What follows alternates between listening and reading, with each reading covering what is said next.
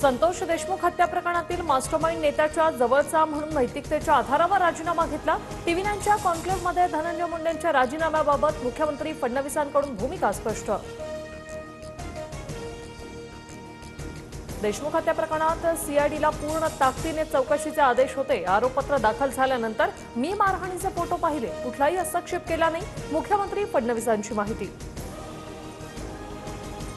देशमुख हत्या प्रकरणात धनंजय मुंडेंविरोधात कुठलाही पुरावा आल्यास कारवाई करा, तपास यंत्रणांना सांगितलं होतं, मात्र तसं झालं नाही, मुख्यमंत्री देवेंद्र फडणवीसांची माहिती।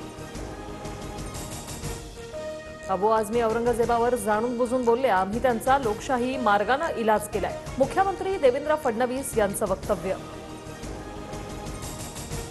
प्रशांत कोरटकर आणि आमचा काही संबंध नाही, त्याने केलेल्या मूर्खपणाला माफी नाही, दंड होणार, मुख्यमंत्र्यांची भूमिका। 2019 मध्येच मला कोर्टानं निर्दोष मुक्त केले, माझ्यावर आरोप करणाऱ्यांवर हक्कभंग आणणार, अब्रू नुकसानीचा खटलाही दाखल करणार, जयकुमार गोरेंकडून स्पष्ट।